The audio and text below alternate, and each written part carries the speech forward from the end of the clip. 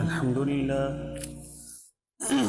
الحمد لله نحمده ونستعينه ونستغفره ونؤمن به ونتوكل عليه ونعوذ بالله من شرور أنفسنا ومن سيئات أعمالنا من يهده الله فلا مضل له ومن يضلل فلا هادي له وأشهد أن لا إله إلا الله وحده لا شريك له وأشهد أن محمدا عبده ورسوله أما بعد فإن أحسن الكلام كلام الله وأحسن الهدي هدي محمد صلى الله عليه وسلم وشر الأمور محدثاتها وكل محدثة بدعة وكل بدعة ضلالة وكل ضلالة في النار. قال الله تبارك وتعالى في القرآن المجيد: أعوذ بالله السميع العليم من الشيطان الرجيم. بسم الله الرحمن الرحيم.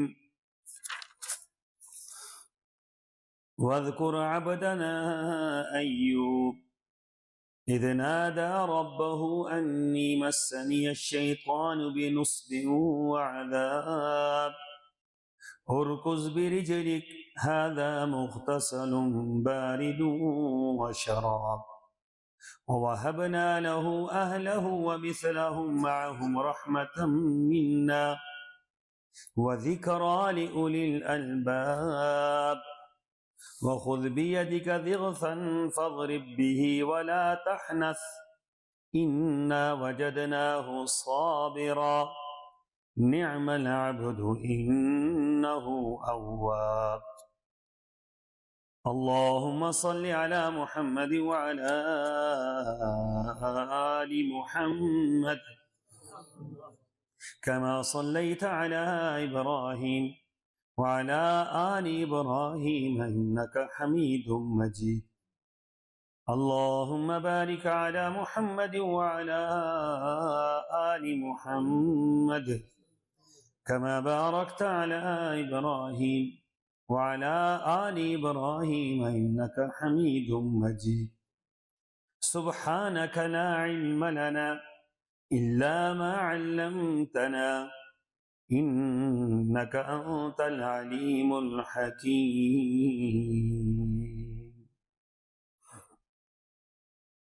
اور ہمارے بندے ایوب علیہ السلام کا ذکر کیجیے کہ جب انہوں نے اپنے رب کو پکارا کہ شیطان نے مجھے سخت تکلیف اور عذاب میں ڈال دیا ہے، تو ہم نے انہیں حکم دیا کہ اپنا پاؤں زمین پر مارو، یہ ہے ٹھنڈا پانی نہانے کے لیے اور پینے کے لیے، اور ہم نے انہیں ان کے اہل و عیال عطا کیے اور اپنی مہربانی سے اتنی ہی اور بھی ان کو عطا کیے، اور یہ اہل عقل و خرد کے لیے ایک نصیحت ہے. اور ہم نے انہیں کہا کہ اپنے ہاتھ سے تنکوں کا ایک پٹھا لے لے اور اس سے مار لو اور قسم نہ توڑو. اور ہم نے ایوب علیہ السلام کو صابر پایا، بہترین انسان جو ہر وقت اپنے رب کی طرف رجوع کرنے والے تھے. آیت نمبر 41 تا 44 سورہ صاد.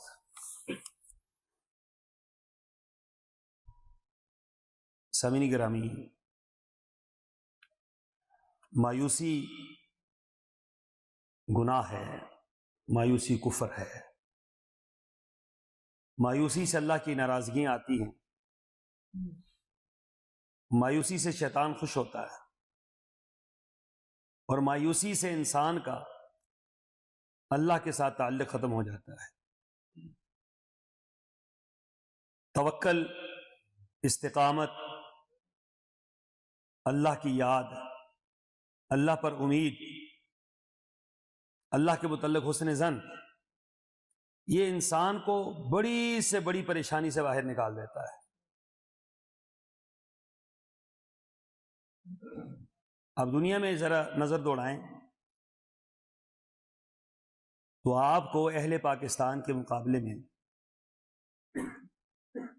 ہزاروں نہیں، لاکھوں نہیں، کروڑوں لوگ ایسے نظر آئیں گے جو انتہائی خطرناک زندگیاں گزار رہے ہیں۔ نہ ان کے ہاں امن و امان ہے، نہ ان کے ہاں معیشت بہتر ہے، نہ کھانے پینے کو ہے، نہ مکانات ہیں، خوف ہے، دشمن مسلط ہے، دن رات کی پریشانیاں ہیں، بدامنی ہے، بے سکونی ہے، زمین کے پاؤں کے نیچے زمین نہیں، سر کے اوپر آسمان نہیں۔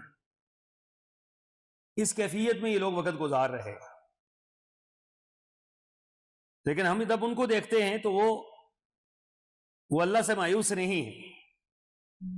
حال ہی میں شام میں جو 56-57 سال، نصف صدی ہے، یہ نصف صدی ایک ظالم حکمران کی حکومت رہی۔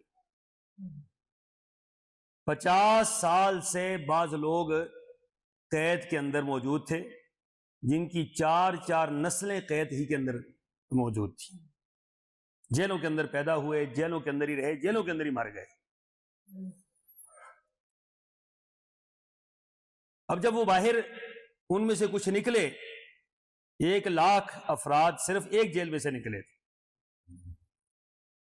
تو جب وہ باہر نکلے تو وہ اللہ اکبر کی صدائیں بلند کر رہے تھے، اللہ کی کبریائی بیان کر رہے تھے، اللہ سے مایوس نہیں تھے کہ ہم نے زندگی کے 50 سال قید کے اندر گزارے، اب ہمارے پلے رہا کیا ہے؟ دنیا کہیں سے کہیں پہنچ گئی۔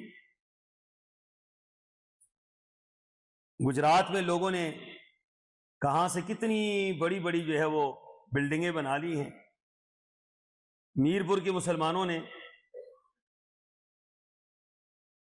کنکریٹ کے پہاڑ جو ہے کھڑے کیے ہوئے ہیں۔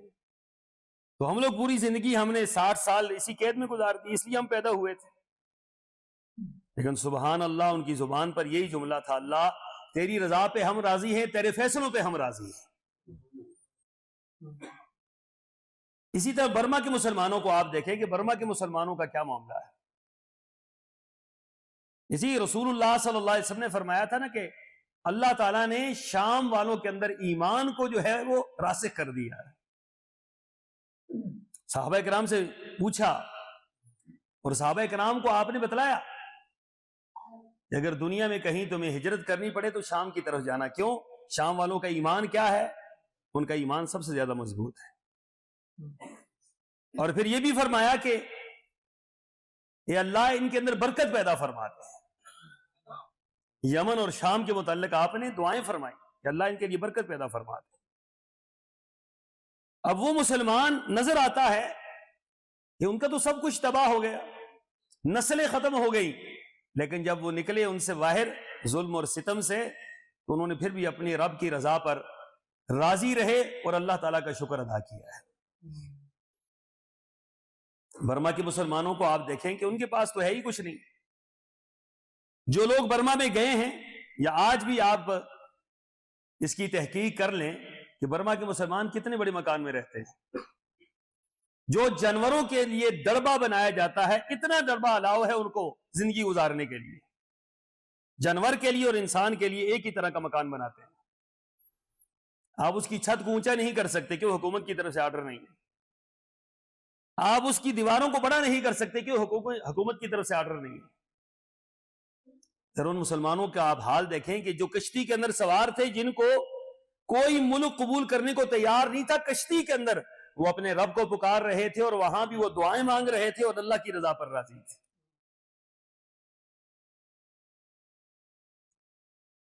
تو اہل پاکستان تو اللہ تعالیٰ نے بڑے کرم میں ہمیں جان بوجھ کر ہمارے رب سے کاٹا جا رہا ہے اور مایوسیاں ہمارے اوپر مسلط کی جا رہی ہیں۔ ہمیں یہ پٹی پڑھائی جا رہی ہے کہ آپ کی اکانومی ختم ہو گئی ہے، لہذا ہمیں آپ بنائیں گے، ہمیں آپ راضی کریں گے تو ہم آپ کے لیے اکانومی بہتر کریں گے۔ اچھا ہم کہاں سے کریں گے؟ ہم ورلڈ بینک کو راضی کریں گے۔ ورلڈ بینک کس کو راضی کرے گا؟ اقوام متحدہ کو راضی کرے گا۔ اقوام متحدہ کس کو راضی کرے گا؟ امریکہ کو راضی کرے گا۔ اللہ تو ویسے ہی بیچ میں سے شارٹ ہو گیا ہے۔ جس قوم کے لیے اللہ بیچ میں سے نکل جائے تو ساری دنیا آپ کے لیے جو مرضی ہے کرتے رہے۔ اللہ کی قسم آپ کے حالات بد سے بدتر ہوں گے، کبھی ٹھیک نہیں ہوں گے آپ کے حالات۔ فیصلے کہاں سے ہوتے ہیں؟ کل تک جو لوگ خیموں کے اندر تھے اور خیموں کے اندر نہ کھانا تھا، نہ پینا تھا، نہ رہن سہن تھا، میرے رب کا نظام دیکھیں، ایک ایسا انقلاب آیا، نہ کوئی جنگ لڑنی پڑی، نہ کوئی بم مارنا پڑا، نہ مجاہدین کو بھیجنا پڑا، نہ کچھ اور ہوا۔ میرے اللہ کی ایک مخلوق آئی اور اس نے لاس اینجلس کو تباہ و برباد کر کے رکھ دیا۔ اب وہ لوگ جو کوٹھیوں میں رہتے تھے وہ خیموں میں رہ رہے ہیں، اور جو خیموں میں رہ رہے تھے وہ اپنے گھروں کے اندر چلے گئے۔ اس کو کہتے ہیں اللہ کی طاقت اور اللہ کی قوت۔ اہل غزہ جو خیموں میں رہتے تھے اپنے گھروں کے اندر چلے گئے۔ اہل غزہ کا کیا کچھ تباہ نہیں ہوا، کیا کچھ برباد نہیں ہوا، لیکن وہ اللہ اپنے رب سے مایوس۔ مجھے سعادت ملی مفتی اعظم غزہ کے ساتھ سفر کرنے کی، یہاں سے لاہور تک میری ساتھ وہ بیٹھ کر گئے، تو میں بار بار ان سے پوچھ رہا تھا کہ آپ کے شہداء، آپ کی فیملی سے بھی کوئی شہید ہوا ہے؟ تو پھر وہ خاموش ہو جائیں، وہ کہیں بس اللہ قبول کر لے، اللہ قبول کر لے۔ تو لاہور کی جب قریب پہنچا تو میں نے انہیں اصرار کیا کہ آپ کی فیملی سے بھی کوئی شہید ہوا ہے؟ اس نے کہا کہ میرے سارے بیٹے، ساری بیٹیاں، پوتے پڑپوتے سارے شہید ہو چکے ہیں، اس خاندان میں صرف میں ہی بچا ہوں، باقی کوئی بھی نہیں بچا۔ اور وہ بھی اس لیے بچ کے کہتے ہیں کہ میں تو دورے پہ تھا، باہر تھا، پیچھے سے حملہ ہوا ہے۔ اور اتنے حشاش بشاش، اتنے رب کی رضا پہ راضی، لگتا یہ تھا جیسے ان کا کوئی نقصان ہوا ہی نہیں۔ تو اللہ کے بندو، یہ جو ایمان ہے نا، یہ کہاں سے آئے؟ ہمیں تو مایوس کر کر کے ہمارا بیڑا غرق کر دیا، ہماری تربیت غلط کر دی۔ ہم جو اخباریں پڑھتے ہیں اس کے اندر بھی ہماری تربیت غلط ہے، ہم جو کوئی میڈیا دیکھتے ہیں اس کے اندر بھی یہی کچھ ہو رہا ہے، کچھ اور ہماری تربیت کرنے والے جو ہمیں ملے ہیں ان کے لیے بھی یہی باتیں ہیں کہ جناب بس مارے گئے مارے گئے مارے گئے۔ تو آپ یقین جانیں کہ من حیث القوم ہم اللہ تعالیٰ کے مجرم بن رہے ہیں، من حیث القوم ہم اللہ کے نافرمان بن چکے ہیں، من حیث القوم ہم اللہ سے مایوس ہو چکے ہیں۔ ہمیں یہ نظر آ رہا ہے افغانستان کے مسلمانوں نے کتنا عرصہ جنگ لڑی ہے۔ کوئی سوچ سکتا تھا کہ روس سے جان چھوٹے گی؟ اللہ نے روس کو ٹکڑے ٹکڑے کیا، سوویت یونین کے اللہ نے ٹکڑے کیے، اللہ نے اہل حق کو، اہل توحید کو، اللہ نے مجاہدین کو غالب کیا۔ اور پھر کچھ عرصے کے بعد کیا ہوا؟ کچھ عرصے کے بعد امریکہ چڑھ دوڑا۔ تو کوئی سوچ سکتا تھا کہ امریکہ واپس جائے گا یہاں سے اور ہاتھ جوڑ کر جائے گا، منتیں کر کے جائے گا کہ ہماری جان چھوڑ دو بس؟ تو کیا خیال ہے کہ جو افغانستان کے مسلمان تھے انہوں نے اللہ سے مایوسی اختیار کر لی تھی؟ بھئی اب تو ہم نہیں، بس چھوڑیں، ایک مصیبت سے جان چھوٹی تھی دوسری آ گئی، لہذا مار کھاؤ، بس بیٹھو، اب کچھ نہیں ہو سکتا، آنکھیں بند کر لو؟ نہیں، میدان کے اندر کھڑے رہے، اللہ کی نصرت پر یقین تھا، اللہ کی مدد پر یقین تھا، میدان کے اندر ڈٹے رہے، جو کچھ پاس تھا ان کے وہ لے کر میدان کے اندر کھڑے رہے۔ میرے اللہ نے ایسی مدد کی کہ دنیا کا سب سے بڑا جگہ اور دنیا کا سب سے بڑا ڈاکو جو ان کو مارنے اور لوٹنے کے لیے آیا تھا، اپنا سب کچھ چھوڑ کر یہاں سے واپس فرار ہو گئے۔ یہ کرنے والا کون ہے؟ فیصلے کرنے والا کون ہے؟ فیصلے تو میرے اللہ کے ہوتے ہیں، ہمارے اور آپ کے فیصلے تو نہیں ہوتے۔ ہم تو یہ سوچتے ہیں کہ ہماری اگر جنگ ہو گئی کس کے ساتھ؟ ہندوستان کے ساتھ، تو ہمارا بنے گا کیا؟ لہذا نہیں جنگ کرنی، امن امن امن امن۔ کشمیر کے مسلمان جو پاکستان کے لیے رو رہے تھے، پاکستان کے لیے جانیں قربان کر رہے تھے، اہل پاکستان کو پکار رہے، اپنے بچوں کو انہوں نے گھروں سے نکال دیا، تعلیمی اداروں سے نکال دیا، جہاد کے اندر بھیج دیا، اور نتیجہ کیا نکلا؟ نتیجہ یہ نکلا کہ ہم نے کہا کہ بھئی ہمارے تو اپنے حالات خراب ہیں، تو کیا خیال ہے آپ بچ جائیں گے؟ ہمارا خیال یہ ہے کہ ہم ترقی پذیر ہو گئے۔ ایک اللہ کا جھٹکا، اللہ کی قسم، ایک اللہ کا جھٹکا، اللہ تعالیٰ رحم فرمائے، اللہ محفوظ فرمائے، اللہ حفاظت فرمائے، ایک میرے رب کا جھٹکا جو ہے آپ کی پوری اکانومی کو زمین بوس کیا کہ زمین کے نیچے تک لے جا سکتا ہے۔ کیوں اپنے اللہ کو ناراض کر رہے ہیں؟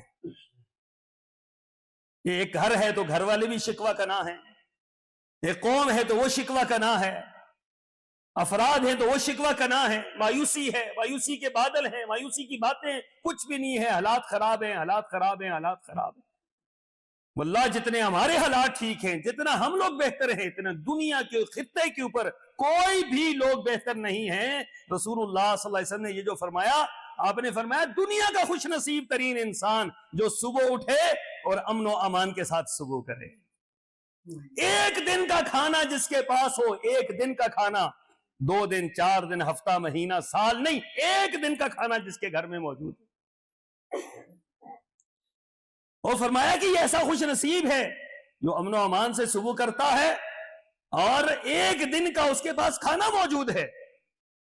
تو فرمایا کہ دنیا وما فیہا، دنیا میں اس سے بہتر کوئی انسان ہے ہی نہیں۔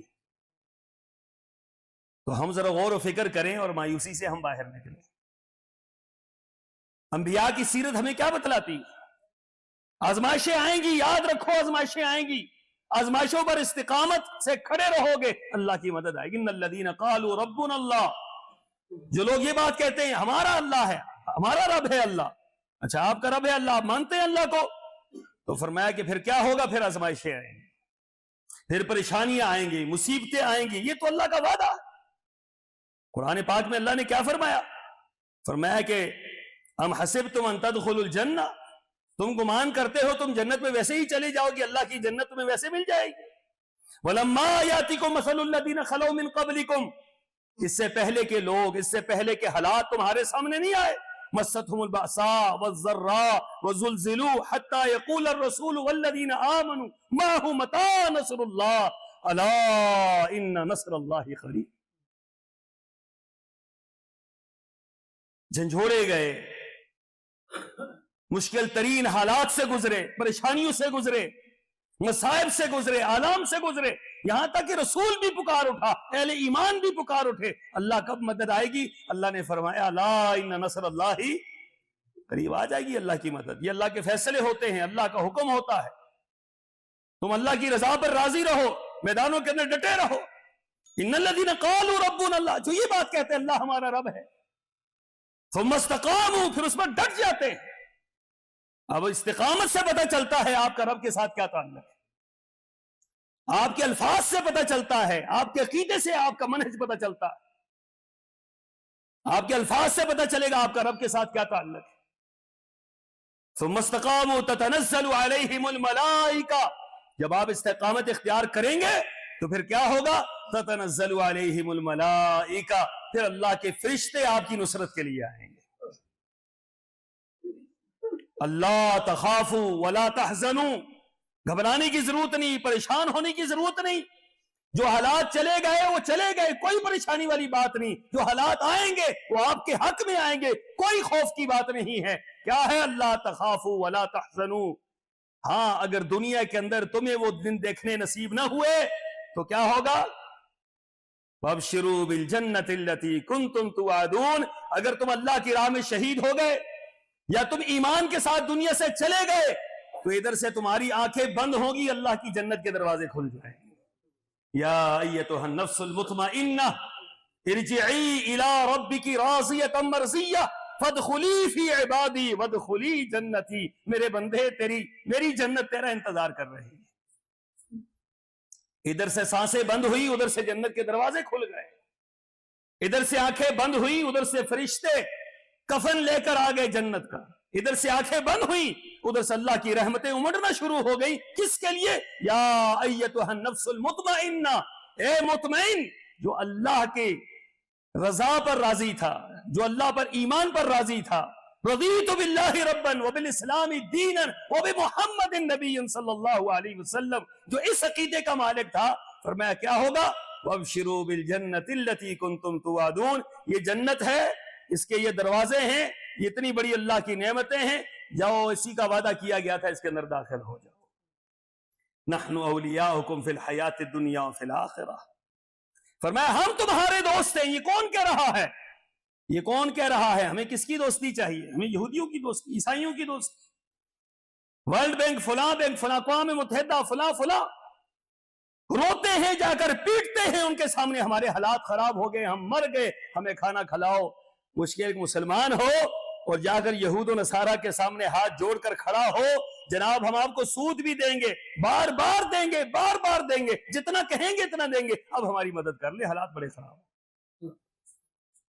نحن اولیاؤکم فی الحیات الدنیا وفی الآخرہ، ہم تمہارے دوست ہیں دنیا اور آخرت میں۔ جس کا اللہ دوست ہو، جس کا اللہ دوست ہو اس کو کوئی شکست دے سکتا، جس کا اللہ دوست ہو اس کو کوئی پریشان کر سکتا، جس کا اللہ دوست ہو اس کو کوئی دنیا کے اندر سے ختم کر سکتا؟ ایسا ہو ہی نہیں سکتا۔ اللہ تعالیٰ نے حضرت موسیٰ اور حضرت ہارون کو جب فرعون کے پاس بھیجا تو کتنا بڑا ظالم تھا۔ اذهبا الى فرعون انه طغى، جاؤ ایک ظالم ہے، جابر ہے۔ حضرت موسیٰ علیہ الصلوۃ والسلام تو بطور پیغمبر بھی تھے اور اوپر سے ان سے قتل بھی ہو گیا تھا، قبطی قتل بھی ہو گیا تھا، اور یہ بنی اسرائیل سے تھے، وہ بنی اسرائیل کا دشمن تھا، یہ ان کو للکار رہے تھے، خدائی دعوے دار تھا۔ اب جا کر ان کے سامنے کھڑے ہوئے، دل کے اندر گھبراہٹ آئی بتقاضۂ بشریت کہ اللہ پتہ ہی ہمارے ساتھ کیا سلوک ہوگا۔ اللہ تعالیٰ نے کیا فرمایا؟ لا تخف اننی معکما اسمع و ارا، اے میرے پیغمبروں ڈرنے کی ضرورت نہیں ہے، پریشان ہونے کی ضرورت نہیں ہے، تمہیں کیا پریشانی ہے؟ جاؤ کھڑے ہو جاؤ اس کے سامنے، اننی معکما، میں تمہارے ساتھ ہوں، اسمع و ارا، میں سن بھی رہا ہوں اور دیکھ بھی رہا ہوں، میرے سامنے سارا کچھ ہو رہا ہے۔ یہ کیسے ہو سکتا ہے کہ میرے سامنے تمہیں کوئی ضائع کر دے؟ ہمیں یقین ہی نہیں ہے کہ اللہ ہماری بات سن رہا ہے، اللہ ہمیں دیکھ رہا ہے۔ نجوت من القوم الظالمین، فرمایا کہ ظالموں سے نجات دینا یہ ہمارا کام ہے، اللہ کے وعدے، ہم اللہ کے وعدوں پر یقین نہیں ہے، ہمیں کافروں کے وعدوں پر یقین ہے، یہود و نصارہ کے وعدوں پر ہمیں اطمینان ہے، اللہ کے وعدوں پر اطمینان نہیں ہے۔ نحن اولیاؤکم فی الحیات الدنیا فی الآخرہ وَلَكُمْ فِيهَا مَا تَشْتَهِي أَنفُسُكُمْ وَلَكُمْ فِيهَا مَا تَدَّعُونَ نُزُلًا مِّن غَفُورٍ رَحِيمٍ۔ فرمایا لوگو یہاں کی اگر زندگی جیسے کیسے گزر گئی اس پر راضی رہو، اللہ پر راضی رہو، اپنی ایمان کی اپنے دین کی فکر کرو، نہ اس ملک سے بھاگو، نہ ڈنگیاں لگاؤ، نہ یہود و نصارہ کی نوکری اور چاکری کرنے کے لیے اپنے ملک کو چھوڑو، اپنا وطن چھوڑو، اسلامی ملک چھوڑو، اسلامی نظام چھوڑو، رشتہ دار عزیز و اقارب نہ چھوڑو۔ اللہ کا وعدہ ہے اگر دنیا کے اندر حالات جیسے کیسے ہو گئے، آخرت کے اندر اللہ نے اتنی بڑی جنت دینی ہے، سابقوا الی مغفرۃ من ربکم وجنت عرضها کعرض السماء والارض، فرمایا وہ جنت دوں گا جس کا طول و عرض زمین و آسمان کے برابر ہوگا۔ بناؤ مکان، کتنے خوبصورت مکان بناؤ گے، سونے اور چاندی کی اینٹیں تو نہیں لگا سکتے، لیکن میرا رب جو مکان دے گا نا وہ کیسا دے گا؟ رب کو راضی کر لو، یہاں پہ بھاگنے کی ضرورت نہیں ہے، رزق اللہ نے تمہارا یورپ میں رکھا ہوا ہے، اس کے سمندروں میں رکھا ہوا ہے کہ ان کو عبور کر کے جاؤ، غیر قانونی طور پر بھاگو یہاں سے۔ جب ایک مسلمان 100 سال تک جنگ لڑ کے ہم نے انگریز کو یہاں سے بھگایا تھا، 100 سال تک جنگ لڑی ہمارے اسلاف نے، ہمارے اکابر نے، لاکھوں علماء اہل حدیث، لاکھوں علماء اہل حدیث بنگال کے اندر سور کے چمڑوں میں سی کر ان کو پھانسی دی گئی۔ انہوں نے کہا نہیں انگریز یہاں سے نکلے گا، انگریز یہاں سے نکلے گا، انگریز یہاں سے نکلے گا، ہم انگریز کو اپنے ملک میں نہیں رہنے دیں گے۔ انگریز یہاں سے نکل گیا، انگریزوں نے کہا میں ایسی کارروائی کروں گا کہ وہاں سے تو میں نکل آؤں گا، یورپ میں آ کر تم پھر میری نوکریاں کیا کرو گے، یورپ میں آ کر پھر میری نوکری پر فخر کیا کرو گے۔ کہاں آپ رہتے ہیں؟ یورپ میں رہتے ہیں، کتنی بڑی بات ہے یہ۔ کہاں رہتے ہیں؟ فرانس میں رہتا ہوں۔ تو اللہ کے بندو سوچو آپ کو ہو کیا گیا ہے، آپ کدھر جا رہے ہیں؟ اللہ کو چھوڑ کر کدھر جا رہے ہیں؟ اللہ تعالیٰ کیا اللہ یہاں نہیں ہے؟ اللہ نے یہاں رزق نہیں دینا؟ اپنے دین کی فکر، اپنے ایمان کی فکر کرو، معیشت کی فکر نہ کرو۔ کیا فرمایا تھا؟ اللہ اکبر۔ ایک واقعہ ابن تیمیہ رحمہ اللہ نے لکھا، بڑا عجیب واقعہ۔ فرمایا ایک بندہ رات کو آیا اور آ کر کہنے لگا اپنی بیوی کو کہ بچے کدھر ہیں؟ بچے سو گئے، نماز پڑھی ہے بچوں نے؟ جی نماز سے پہلے ہی سو گئے تھے، کہا ان کو اٹھاؤ اور ان کو کھڑا کرو، کہو نماز پڑھیں۔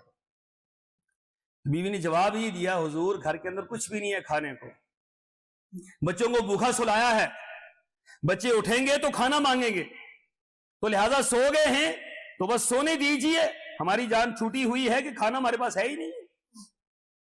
اس صاحب ایمان نے کیا کہا؟ اس نے کہا میرے اللہ نے مجھے کھانے کا مکلف نہیں بنایا، میرے اللہ نے مجھے نماز کا مکلف بنایا۔ وَأْمُرْ أَهْلَكَ بِالصَّلَاةِ وَاسْتَبِرْ عَلَيْهَا، اے محمد صلی اللہ علیہ وسلم، وَأْمُرْ أَهْلَكَ بِالصَّلَاةِ، آپ اپنے گھر والوں کو کس کا حکم دیجئے؟ نماز کا حکم دیجئے۔ وَاسْتَبِرْ عَلَيْهَا، خود اس پر استقامت اختیار کیجئے، خود بھی اللہ کو یاد کریں، بچوں کو بھی یہ تربیت کریں کہ اللہ سے مانگو، پکارو اللہ کو، اللہ دے گا۔ اس نے کہا بچوں کو اٹھائیں، یہی جا کر بچوں کو اٹھا دیا، بچے بھی نماز پڑھنا شروع ہو گئے، خود بھی نماز پڑھنے لگ گئے۔ نماز پڑھی، دروازے پر دستک آئی، باہر ایک بندہ کھڑا ہے، ہاتھ میں کافی سارا سامان پکڑا ہوا ہے، کہا یہ لیجیے۔ بھئی کہاں سے آئے ہو؟ ہم آپ کو جانتے نہیں ہیں، آپ کون ہیں، کیسے آئے ہیں، کس نے آپ کو بھیجا؟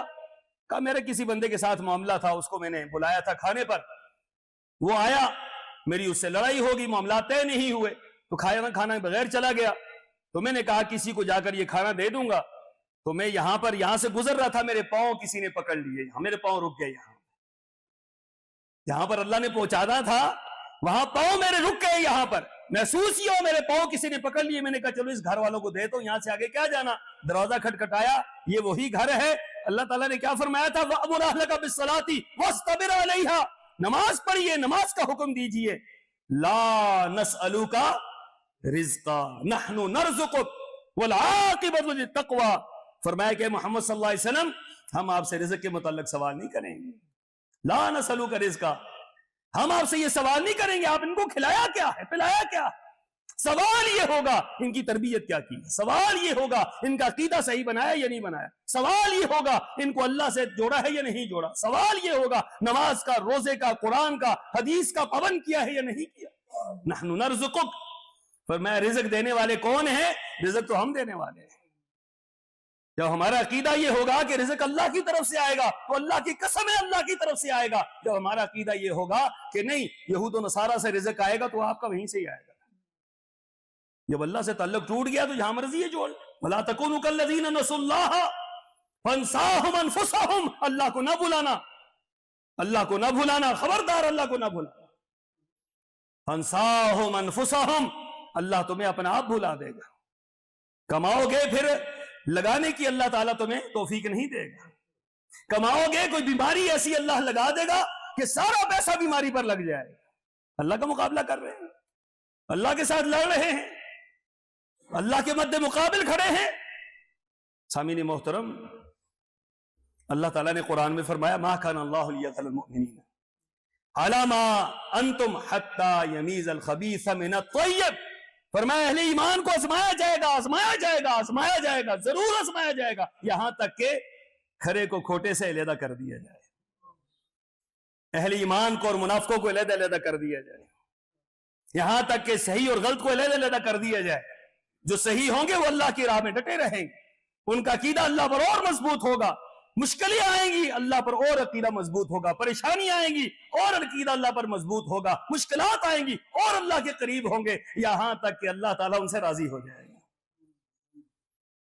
حضرت ایوب علیہ السلام کا واقعہ قرآن پاک کے وہ الفاظ آپ نے سماعت فرمائے، اللہ تعالیٰ نے فرمایا کہ ان کا واقعہ بیان کیجیے۔ وَأَيُّوبَ إِذْ نَادَىٰ رَبَّهُ أَنِّي مَسَّنِيَ الضُّرُّ، خاندان تھا وہ بھی ختم ہو گیا، اولاد تھی وہ بھی ختم ہو گئی، مال تھا وہ بھی ختم ہو گیا، جب تھا اللہ کا شکر ادا کر رہے تھے، جب ختم ہو گیا پھر بھی زبان پر ایک مرتبہ شکوہ نہیں آیا۔ صحیح روایات کے مطابق 12 سال تک ایسی بیماری کا شکار رہے کہ لوگوں نے علاقے سے نکال کر، ملک سے نکال کر جنگل کے اندر پھینک دیا، اس کی بیماری کہیں ہمیں نہ چمٹ جائے۔ اب بتلائیے کہ سب کچھ ختم ہو چکا ہے، اب کہ اللہ سے تعلق مضبوط ہے، اللہ کے ساتھ تعلق وہی ہے جو وہ اس وقت بھی تھا جب سب کچھ موجود تھا، اس وقت بھی اللہ کے ساتھ تعلق تھا، جب کچھ بھی نہیں ہے پھر بھی اللہ کے ساتھ تعلق مضبوط۔ تو اللہ تعالیٰ نے کیا فرمایا؟